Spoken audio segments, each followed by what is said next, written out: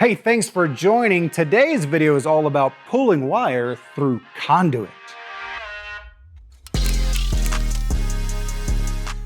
Now, it might seem simple. You might be thinking to yourself, what do I really need to know about pulling wire through conduit? Well, maybe it is simple, or maybe there's more to think about than you thought. So let's just jump in and find out together. First thing you're going to want to do is to collect your materials and tools that are necessary for pulling wire through conduit. I also want to say that pulling wire through conduit is definitely a two-person or more job, so make sure that you've got a buddy or a helper because you're going to need one person on each end of the pipe. Me and my buddy, we working hard. Pulling wire.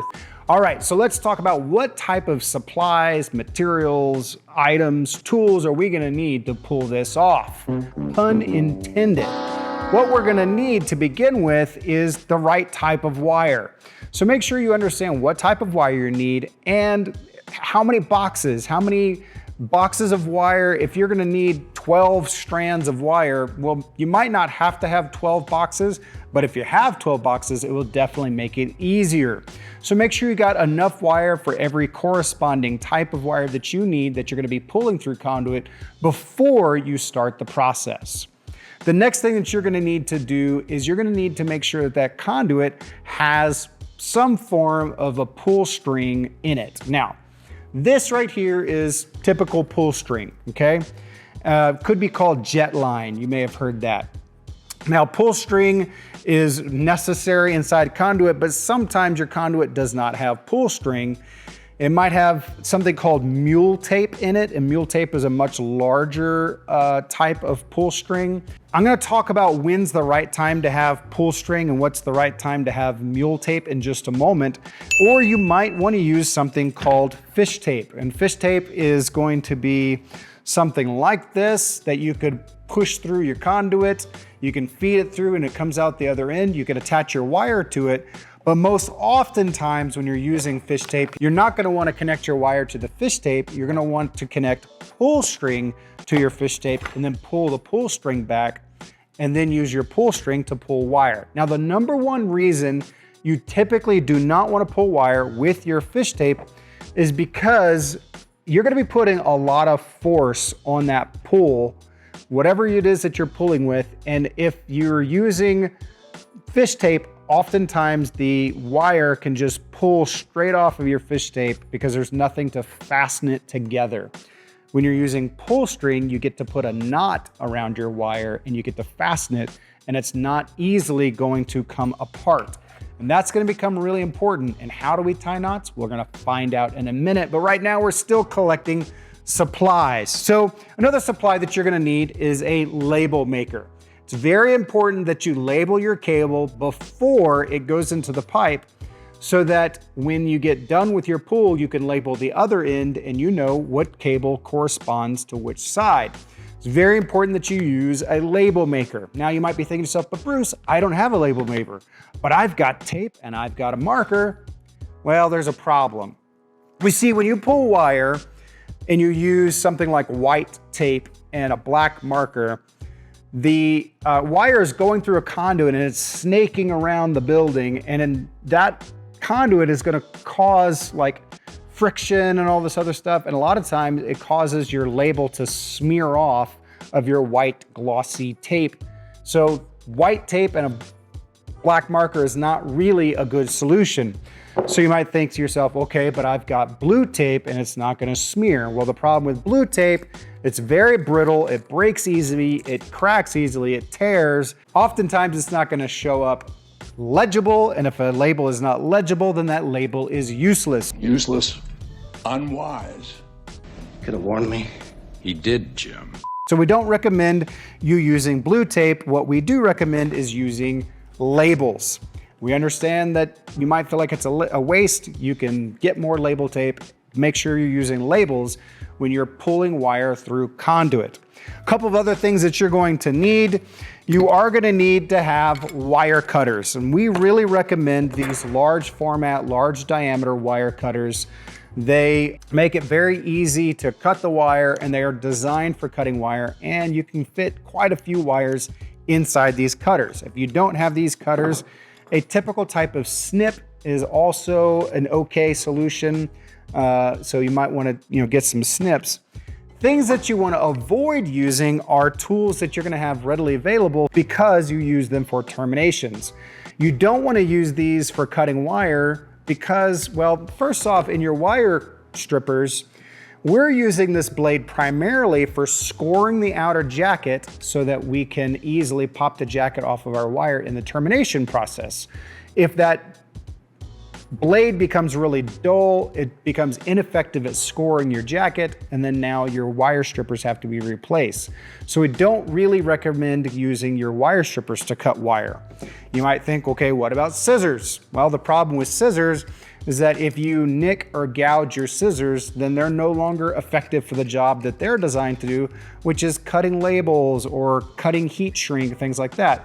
So you want to try to keep the blades to your scissors nice for what they're designed for. The last temptation might be snips. The problem with snips, these blades are pretty soft, and if you cut too much wire with them, they are going to dull up, and then they're really not going to be effective for cutting zip ties or cutting labels or cutting heat shrink or whatever you might use your snips for. So we do not recommend using these tools. We do recommend you using the appropriate tools, which are wire cutters. Another thing that you're going to need is a good pair of working gloves. Now you can see these gloves have done some work in their day, but you want to make sure that you have gloves when you're pulling on pull string, because the pull string can be very hard and it can actually give you rope burn inside your hands. So you want to make sure that you have a pair of gloves when you go to pull your wire. Safety first. All right, last but not least, E-tape. Wow. You've got to have some E-tape. If you don't know what E-tape is, it means electrical tape. All right, so let's talk through a couple of things that you're gonna need to do before you pull the wire. You are gonna need to understand what is the path that your conduit takes. You've basically got your destination or your origination, right? That's the two different ends of the pipe. It's gonna start somewhere and it's gonna end somewhere. But there might be a lot of things happening between where it starts and where it ends. So you need to try to understand what is that path from the beginning to the end. There's going to be a lot of terminology that is going to happen inside of conduit when you're trying to understand the conduit. Let's first talk about there's two main types of conduit. There is PVC and there is EMT. PVC is like a polyvinyl compound, that's a plastic. EMT is electrical metal tubing. In general, if conduit is underground, it is supposed to be inside it. It is going to be PVC. If conduit is above ground, it's going to be EMT. Now, why are we using two different standards for two different locations? Well, PVC is pretty easy to form and to shape and to move, which becomes valuable when they're pouring concrete. Electrical metal tubing actually is kind of hard to form, it's hard to shape, and that's going to be nice and rigid when you're going above. So why not use PVC above instead of only inside the ground? Well, that plastic tubing actually gets cut very easily with our pull string. If you can imagine that pull string, instead of it going around a bend that's supposed to be 90 degrees like that, it's going to try to take the shortest path, which is going to be more like that. So if I've got conduit out here and then this is trying to go at a straight line as much as possible, it's going to be sawing into and cutting into that plastic. That's why it's recommended when you pull wire through PVC that you're using mule tape, because mule tape is not as hard and it's not as razor small as pull string, and it's going to go around the bends better. If you do have regular pull string inside your conduit that is underground, you can do it, but you need to know that you might be cutting a hole in that corner. It might become impossible. So highly recommend using either just fish tape or using mule tape when you're going through PVC. Now EMT, it's fine for us to use pull string because the pull string can't cut through the metal. Also, EMT provides an extra layer of insulation around our highly sensitive audiovisual wires. And so it's really recommended that AV wires be inside of EMT when they're in the open air space. And that's why we try to pull through regular conduit. Now, conduit is also going to be connected to things that are called J boxes or a junction box. And it's going to be some sort of large box, and there might be lots of conduits coming in and a few conduits going out. It's a common place where they size up. So if we say that we're going to take 4 different, plate destinations, and they all have 3/4 inch conduits from each destination. Once they hit the J box, we might pipe up to 1.5 inches, and that 1.5 inches is going to go back to the rack room. So you need to understand these different locations that you're going to have inside your pool, because you may end up having to pull that goes from one spot to the J box, and then from the J box back to the rack room. This is a perfect time to talk about another important note. We highly recommend when you're pulling wire through conduit that you pull from tail to head. What happened? Somebody pull my tail. From the location in the field to the rack room, to the beginning location. And the reason you want to pull from tail to head is for what I just described there. You might have multiple wall plates that go from different locations to one main junction box, and then when they go from that junction box, they're going to go all the way back to the rack room. So you're going to want to do it in that order, from the destination to the origination, so that once all the wires get to the J box, they can be pulled together. If you start at the origination point and you try to go that direction, oftentimes you get 1 wire in the pipe, then you get 2 wires in the pipe, then you get 3 wires in the pipe. Well, you're doing the work multiple times because you're going through that exact same pipe. The other thing is as those wires are rubbing against each other inside the pipe, they can cause friction and they can damage their outer jacket, thus affecting the effectiveness of the wire. And you don't want that to happen inside your conduit. And so you want to make sure that you're bringing all your wires from their sources out in the field to one location and pulling them all together to reduce the amount of damage that you're inducing on the wire as it's getting to its new location. So from tail to head is probably the best way to memorize that. Now let's assume we've got our path figured out. We know everything that's going in between, and we're ready to start pulling wire. Well, I've got some mock wire here with me, and I've got, 7 or 8 or 9 Cat 6 with me. And in front of me, I mocked up a little 1/2 inch pipe, and that 1/2 inch pipe is going to a 3-gang, outlet or a 3-gang box here. And I've got a problem.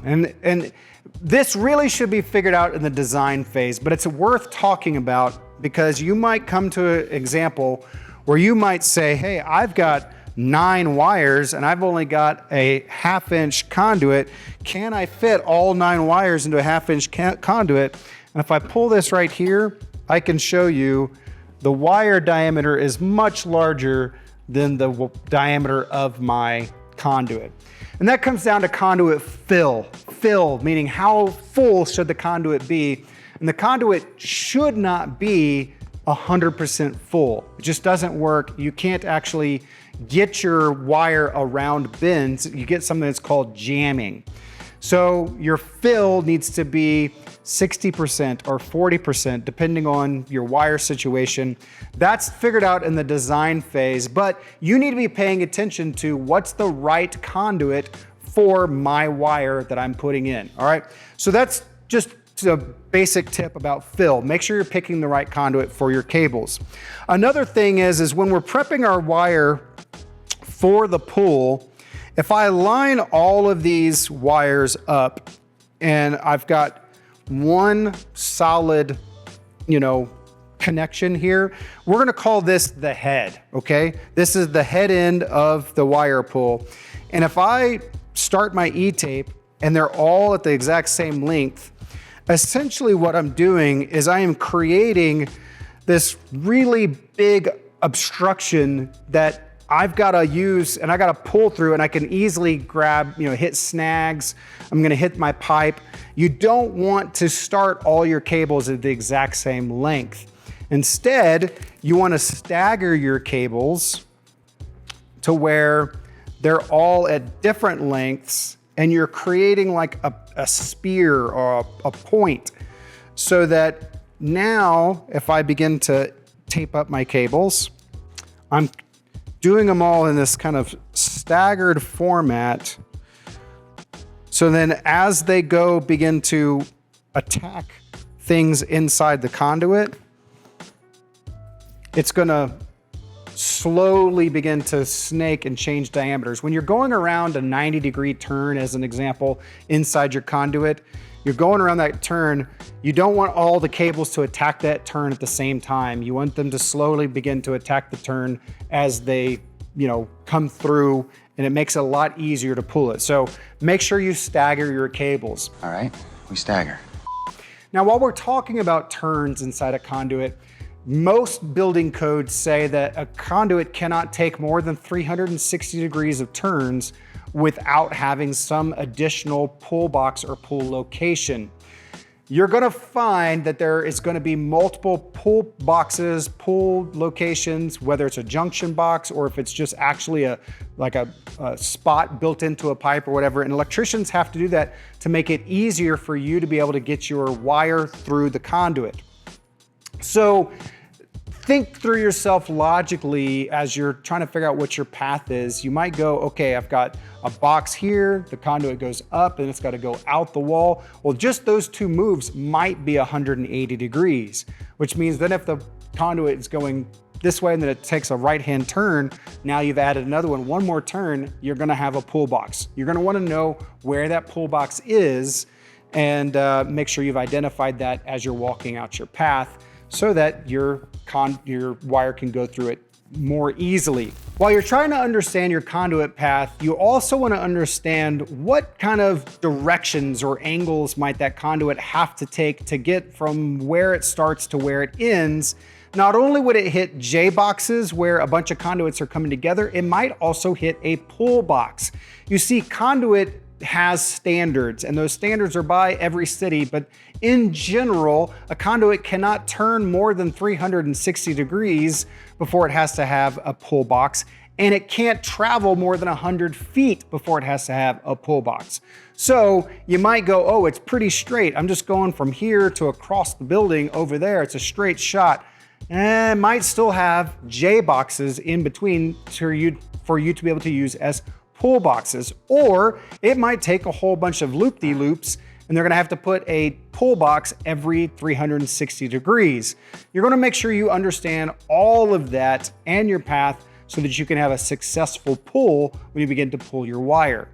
Now we've got our head and we've got this kind of tapered head. How do we connect our pull string to our head? Well, you might think, Bruce, that's pretty simple. I can just put a knot around it and voila, I've connected my pull string to my wire. That should be easy enough, right? Nope. Here's the problem, is that I want to make sure that all of these wires show up at the end when I get my pull string out. And if I don't connect that properly, I can easily, because I'm gonna be putting a lot of force on it, I can just pull that pull string off of my wires and my pull string shows up, but my wires don't show up. So I wanna make sure that I knot that as perfectly as possible. And we have a specific knotting method that we require all of our technicians to use. So you're gonna start by putting your pull string on with a standard, I'm gonna try to do this on this camera here. I'm gonna put a standard, just what might be called like a box knot, okay? So I'm just over, under, real easy. Basically the way you tie your shoes, okay? Just a standard knot. Because that knot is not really gonna be doing any hard work, all right? Then I'm gonna take my pull string and I'm gonna make a loop with the pull string, okay? I gotta go underneath it. There's my loop like that. And I'm gonna slide my wire through the loop, and when I pull this, you're gonna see now I've created 2 hitch points, okay? I'm gonna do that loop again, slide it out under like that. Now I've got 3 hitch points. We'll do this again. Now I've got 4 hitch points. And if the harder I pull on this string, the tighter these hitch points get. And every time they get tighter, they're not gonna let go of my wire, which means that my wire and my pull string are both gonna show up at the same time at the right destination. Then I'm gonna take my E-tape and I'm going to tape up my hitch knots. And then the last thing that I'm gonna make sure that I do is that I have no snags along my pull string and along my wire path, because I wanna reduce how easy it is for this to snag inside the pipe. You might be thinking to yourself, but Bruce, it's just a straight pipe. How can it snag? Well, whenever there's 2 conduits that come together, they have a coupler, but those conduits are not like perfectly touching each other. There's like a little bitty gap. And if the point of my wire gets caught on that gap, well then it's gonna be really difficult for me to go through. Oftentimes the way that a bend radius is done is they take a preformed pipe that's a 90-degree preform, and they put a coupler on this side and a coupler on that side. Well, now I've got 2 snag points trying to go around a turn. I wanna make that as easy as possible. So I've got all of that in a straight, easy line. Now as I pull, my wire is trying to snake. If you find yourself in a difficult situation where there's a lot of wires going into maybe what is a tight pipe, or it's going a really long distance and the friction is building up and you can't quite get it there, you might need to add lubricant. Yeah, boy. Now to add lubricant, you get your wire going about 5 feet and you add lube as you're pulling the wire, and eventually there'll be enough lube in the pipe to get you to where you're going. But that's not just any kind of lubricant. You want to try to use lubricant that is not going to turn into concrete inside your conduit, so that if you ever have to pull that wire back out, it hasn't, like formed this big ball of glue. Instead, you want to be using lubricant that often when it dries, it actually turns into powder. And once it turns into powder, it makes it really easy to pull that cable back out. All right, so we're getting like pretty close to understanding how to do this, but there's a couple of little pro tips that you need to know in order to have as easy possible time. The reason I said you're gonna need a partner at the beginning of this video is you're gonna need one person that's feeding the wire and you're gonna need another person that's pulling the wire. Y'all have gotta have some way to communicate with each other. A lot of times we'll just take our phones, we'll put them inside of our pockets, put them on speakerphone, and now we can communicate with each other. Another thing, we might have radios where we can communicate with each other via radio. Or maybe we don't have that option. You can use little signals on your pull string as communication techniques. A lot of times, if I'm on the side where I had to prep all the wire, I'll give a little double tug, and then the guy on the other side that feels the double tug, he'll do a double tug that says, yeah, I'm ready to go. So I'm saying, hey, I'm ready. The other person says, yep, I'm ready. And then they're going to pull the wire. I found this rope and I kept tugging on it. All these lobsters came up. Now, the person who is pulling is exerting the most energy. So the person that's feeding the wire wants to make sure it's as easy for them as possible to pull the wire. So the person who's feeding the wire, you want to make sure that you're reducing snags, you're reducing coil, problems, and you're kind of pushing that wire up into the conduit. On the person that's pulling, you want to try to avoid really strong jerking. Jerking is not only tough on your muscles, but it's also going to put a lot of strain and pressure on the string, and it could cause your string to break or cause your cable to break, and you don't want that to happen. So what you really want to do is you want to apply constant, steady pressure on the pull string so that as your partner is feeding it to you, you're constantly just giving steady movements. If you're pulling too hard, then you probably need to stop, go communicate with your partner and see if there's a problem that y'all can overcome. You don't want to hurt yourself through the pulling process. There has been many times where we've been pulling on cables, just absolutely pulling on cables, and then we find out the other person had some sort of snag or they had some sort of problem, and they're not even feeding us cable anymore, and we're just overexerting ourselves, you're gonna be really tired by the end of the day. Let's take a minute to pause and talk about something called mousing. Now, there are a couple of different methods of getting your pull string inside of your conduit. We already discussed using fish tape to get your pull string inside your conduit. There is something that is often referred to as mousing in order to get your pull string, and it's where you use a vacuum cleaner, and on your pull string, you build something that looks kind of like a plastic flag, a little plastic bag, and you put that into the conduit, and then you use a vacuum cleaner of shop vac on the other side, and you suck that, little flag all the way through the conduit. And that can be a really fast way to add pull string into a conduit, but it doesn't come without its problems. One major problem is that if there's a gap in between, that suction is not gonna get to where you need it to get to, and it's not gonna arrive because there's some sort of pull box or a junction box in between your origination and your destination. So we do recommend, before you start trying to mouse a conduit, put the other end of your shop vac and blow. And if the other person feels a lot of air pressure, that's a good indicator that you have what you need in order to mouse the conduit. If they don't feel a good amount of air pressure, then there's probably an air gap and you're losing air somewhere. It's probably not a good candidate for mousing your conduit. Most of what we've talked about in this video has been how do we pull wire through conduit across a long distance, and all of those tools and items apply for long distances.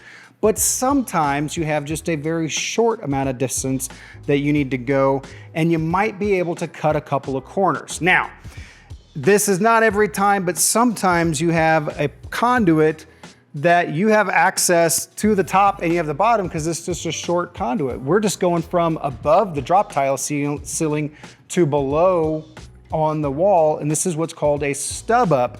And maybe you don't actually need to go through all those complicated steps of fishing string and wire, of fish sticks.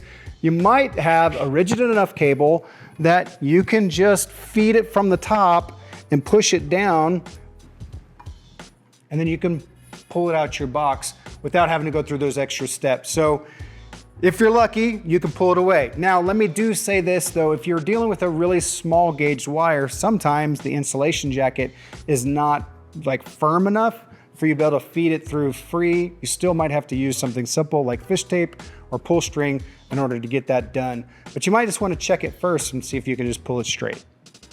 I hope you enjoyed that portion of the video, and if you're enjoying the series, make sure that you watch part 4, where I've got video of me on a job site pulling wire, and I'm gonna cover some things in that video that apply to every aspect of pulling wire that I didn't talk about in this video, so make sure you watch part 4. Here's the time in the video where I deliver bad news, because if you are tired of watching this video, you're gonna be even more tired when you put it to work and you have to pull cable. But the good news is, it's finally done, we're at the end. If you like the content, if you're learning something, if you wanna know more, especially if you wanna watch part 4 of this series, make sure that you like and subscribe, and we'll see you next time.